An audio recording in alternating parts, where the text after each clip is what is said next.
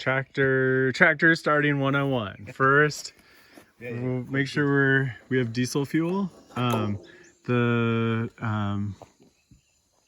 I can hear that.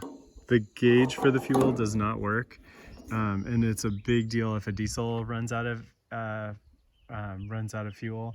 You have to like take, yeah, you got to take parts into people to fix. Yeah.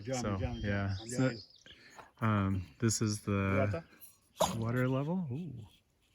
Let's see. We're gonna check this because the thermostat, I just changed it. It's a little high, all right, but still looks good. I don't know if the thermostat's kicked in yet. Check that guy. This is the clutch. This is the selector for high, low, park, and reverse.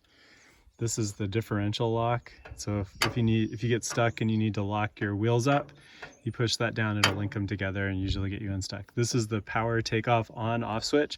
Right now it's off. Press down the clutch and you move it forward into the on switch and it'll run the power takeoff for you. Moving around the other side, we've got a brush hog. This beast is pretty old. Couple things to know, like of course be really careful of the spinning guy. It doesn't have like a modern shield and it like is bad if something touches it, loose clothes, etc. Something hit it. Yeah, or gets wrapped around it. So the modern ones will have like a plastic shield that goes the whole way to like, and this one probably did actually to protect you so it's not like grabby, but a tractor has a lot of torque. If something gets caught in there, it's real. Oh yeah, you have something. Yeah, it's just like usually a plastic cover, but anyway. It's okay. But just like don't touch it. Precaution, No problem. That's Let's see. There are a bunch of like oil points. So this guy does leak a little bit, so you can add some more oil either here or here, and just keep an eye on it. See if it's starting to get hot. That's like that's not a good sign. There's a clue. No. Yeah.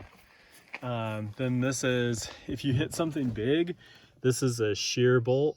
So it's designed to break so that it doesn't break the tractor or any parts of it. It's supposed to shear in half. So if you hit something big like a wire or a fence, but always like, better to avoid that. Then in the back, there's a couple of grease points here. So there's like a grease gun, but there's one here, there's one on the wheel. Again, just like be aware of them, maybe put some grease in there. If it's getting hot, that's bad. So yeah, definitely to add more oil, more grease if it starts feeling hot. If you're out just running it a couple passes. You just run it like 2-3 times. I need to check. Well, I would see him like 1, yeah. 2, 3.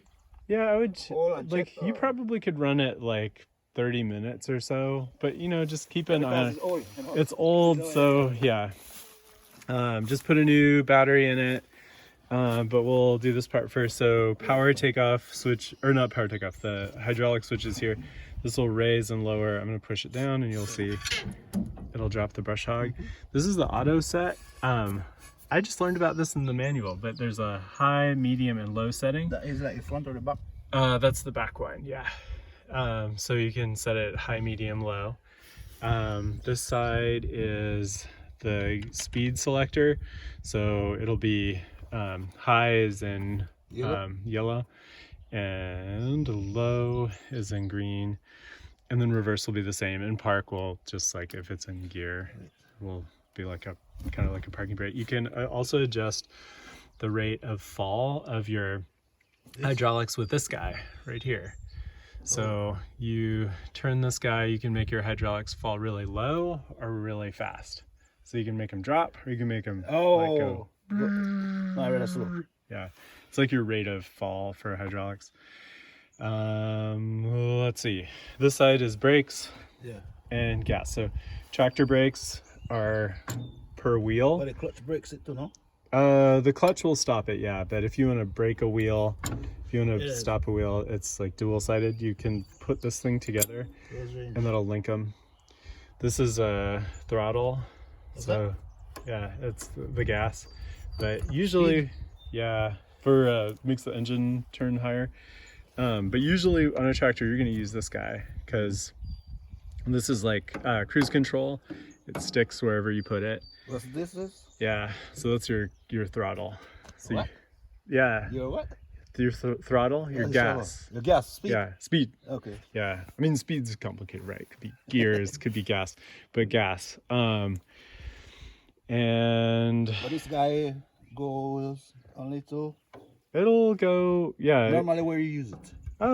I usually go by sound. Oh, okay. But I'd maybe bring it back a little bit. You don't want the engine like cranking really fast. No, that's right. This is a good position right here. That's as high up as it goes. That's as low as the engine will go. I usually bring it back, you know, maybe somewhere in there. Middle and a half. Yeah, just like middle, first, third. I don't know how far this thing goes. Like this is also like a diesel engine, so it's gonna move. It goes slower than a gas one. Let's see, and then you notice that there's some leaking hydraulic fluid. This tractor does have hydraulic steering. Too much. And leaking out. I think the seals in this are bad. Apparently that's a common thing. But you can tell the hydraulic steering because we got hydraulics lines that connect to the steering. That's actually pretty rare for this model of tractor. And then other fun stuff over here. It has two fuel filters to separate out like any water, what have you. New starter line that we just put in a couple days ago. This tractor probably has like 3 hours on it since the last oil change. But that's the last time it had oil. This is the oil cap here. This is the oil dipstick right here. Oh, and that reminds me, I'm thinking about dipsticks. There's another dipstick over here. So like the very, very, very, very back is this guy. This is the one for the hydraulics. And you unscrew it, and to test whether you have adequate fluid. Well, everything I already test, no? Yeah, I already tested yesterday. But it sits just like right there. And you just like let it sit on the top, and then you know, obviously wipe it down like you would with a dipstick and test to see the level. You also see there's some hydraulic fluid leaking out the back of this guy. It's under really, just remember hydraulic fluid's under really high pressure. It's like it's like 2000 psi. It's locked, huh? Oh yeah, maybe we can tighten that guy down. I think that's good. You do it with your bare fingers, I guess. But yeah, maybe I'll grab a wrench and we can try that after a couple passes. But there should be plenty of hydraulic fluid in there. This thing holds like 8 gallons. Other things you might want to know about, starter solenoid. This is the starter.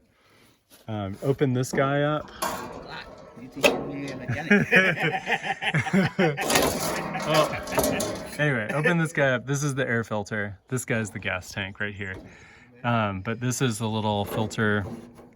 I forget what it's called, filter valve, but you just give it a good squeeze like this, it'll open. It's supposed to let any extra dust out.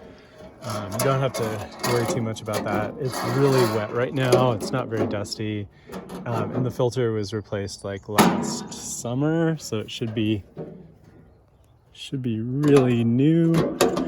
And I think that pretty much covers random shit you need to know.